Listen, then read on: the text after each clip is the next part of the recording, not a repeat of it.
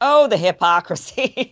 That's just what I think when I hear about this, because look, I mean, Chuck Schumer wanting to politicize the Supreme Court, getting the base galvanized to get them to want to vote for more Democrats in order to change the system, because look what happens if you don't.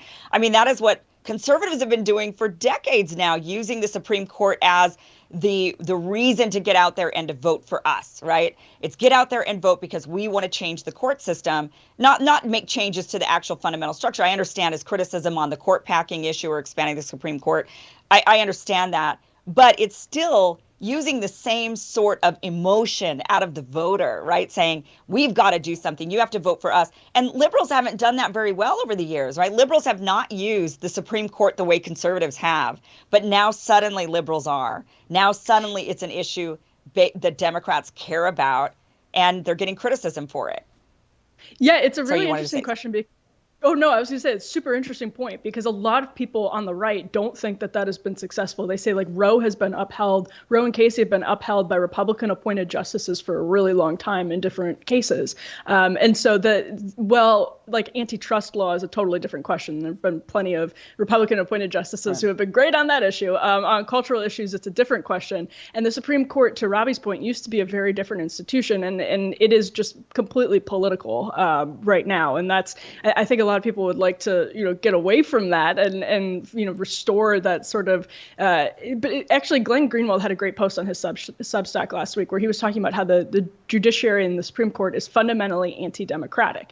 And so when people on the left are complaining that it's anti-democratic, you have to have some awareness that it is intentionally, constitutionally anti-democratic. It is one of the mechanisms that the founders put in place to sort of deal with and temper when at times they saw as excesses of sort of democratic rule. So it just, when we come to it with that understanding of what the Supreme Court is supposed to do, you just see how far away we've gotten from it. And neither side is satisfied, which I think is a really interesting point, Kim. Well, and to what you just said, getting rid of Roe v. Wade and returning this issue to the states would be, you might disagree with it, but it is you can't disagree that it's the pro-democracy move, is to let democratically elected legislators in various states chart different courses on abortion that align with the values of the citizens of that state. Maybe in some states that's very little access to abortion.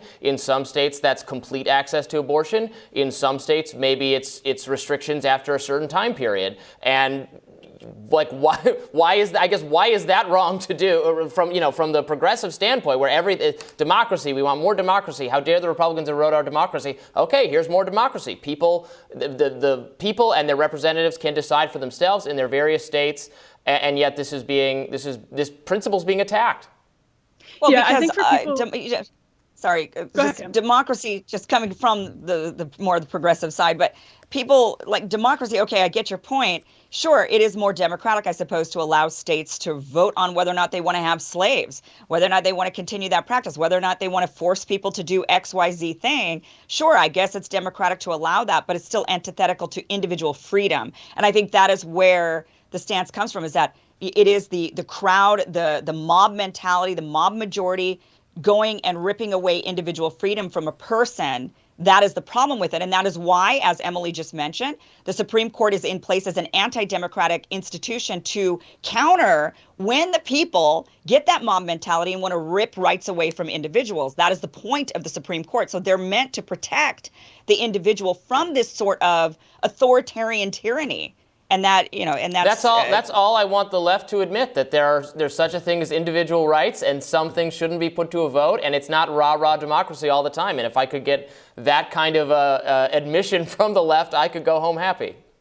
Well, and that's the point, and that's what I think the thing is, because Kim is right, and then at the same time, it's like, these are people who are constantly crying about norms and democracy. And I think a lot of people who grew up, after Roe was considered settled law, that was sort of the phrase that we heard over and over again, settled law, didn't realize how fragile Roe was. And Ryan and I talked about this on Friday, and I think Ryan disagreed with what I said, but Roe has always been very fragile, just sort of in terms of the legal standing of the ruling. Like it has always been questioned by liberals from Ruth Bader Ginsburg to Lawrence Tribe.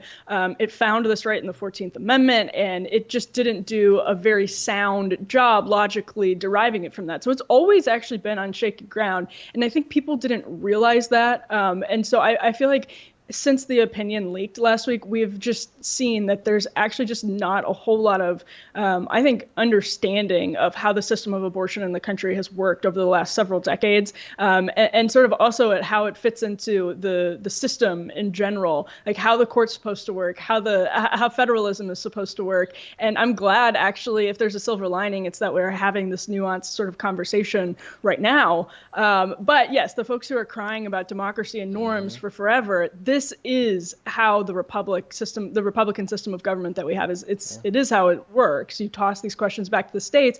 But, and Kim, the last thing I would say is that that's where this all comes down to, is the question of whether we are talking about a fundamental freedom or a fundamental right to life. And settling that question is a really, obviously a very difficult thing to do. I don't want to hear my body, my choice anymore from the people who wanted to require vaccination, who are masking toddlers. It's yes. Let that one go. You lost that. So.